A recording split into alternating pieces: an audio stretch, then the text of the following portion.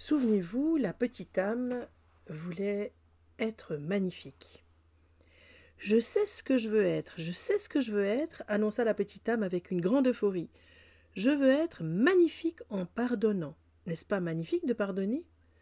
Ah oui, l'assura Dieu, c'est très magnifique.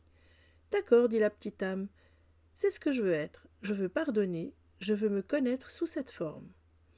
Bien, dit Dieu, mais il faut que tu saches quelque chose. À présent, la petite âme commençait à s'impatienter. On aurait dit qu'il y avait toujours une complication. Mais qu'est-ce que c'est, soupira-t-elle. Il n'y a personne à qui pardonner. Personne? La petite âme pouvait à peine en croire ses oreilles. Personne, répéta Dieu. Tout ce que j'ai fait est parfait.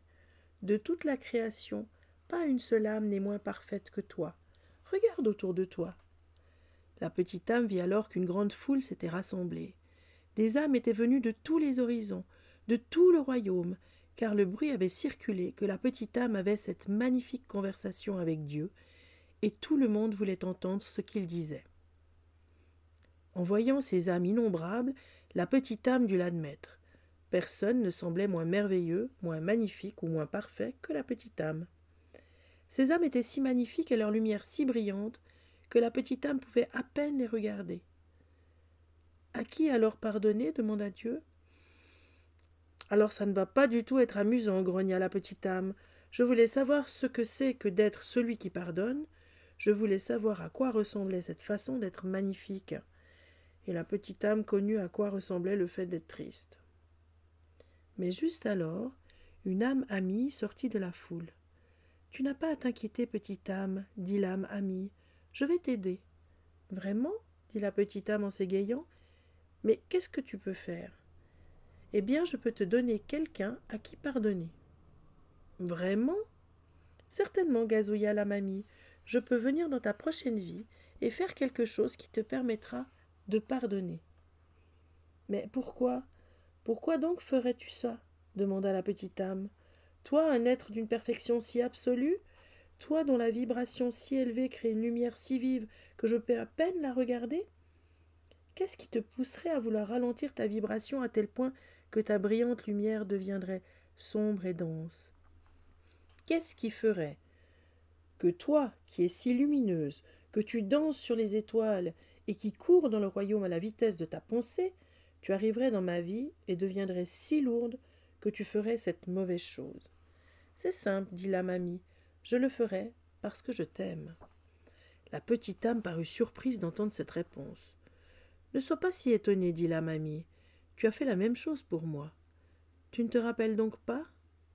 Oh, nous avons dansé ensemble, toi et moi, bien des fois. À travers les siècles et les âges, nous avons dansé. À bien des moments et des endroits, nous avons joué ensemble. Tu ne te rappelles pas, c'est tout. Nous avons toutes les deux été tout cela. Nous en avons été le haut et le bas, la gauche et la droite. Nous en avons été ici et le là, le présent et le passé. Nous avons été hommes et femmes, le bien et le mal. Nous en avons toutes les deux été la victime et le méchant. Ainsi nous nous sommes rencontrés, toi et moi, bien des fois déjà, chacune apportant à l'autre l'occasion exacte et parfaite d'exprimer et de vivre qui nous sommes vraiment. Ainsi, expliqua encore la mamie, je viendrai dans ta prochaine vie et serai cette fois le méchant. Je ferai quelque chose de vraiment terrible, et alors tu pourras te connaître en tant que celui qui pardonne. Mais qu'est-ce que tu vas faire de si terrible? Demanda la petite âme, juste un peu nerveuse. Oh, répondit la mamie avec un clin d'œil, nous penserons à quelque chose. Puis la mamie parut devenir sérieuse et dit d'une voix calme, mais tu as raison à propos d'une chose. Laquelle? Demanda la petite âme. Pour faire cette chose pas si jolie, je devrais ralentir ma vibration et devenir très lourde. Je devrais faire semblant d'être quelque chose de très éloigné de moi. Alors je n'aurai qu'une faveur à te demander en retour. Oh, n'importe quoi, demande-moi n'importe quoi, s'écria la petite âme qui se mit à danser et à chanter. Je vais te pardonner, je vais te pardonner. Puis la petite âme vit que l'âme amie demeurait très calme. Qu'est-ce que c'est? Demanda la petite âme. Qu'est-ce que je peux faire pour toi? Si tu veux faire ça pour moi, c'est que tu es un ange. Bien sûr que cette âme amie est un ange, interrompit Dieu, comme tout le monde. Rappelle-toi toujours ceci. Je ne vous ai envoyé que des anges. Plus que tout, la petite âme voulait exaucer le souhait de l'âme amie. Qu'est-ce que je peux faire pour toi redemanda la petite âme. Au moment où je vais te frapper et te tourmenter, répondit l'âme amie, au moment où je te ferai le pire que tu puisses imaginer. À ce moment-là, oui, dit la petite âme en l'interrompant, oui. L'âme amie devint encore plus calme. Rappelle-toi qui je suis vraiment. Oh, je le ferai, s'écria la petite âme, je te promets.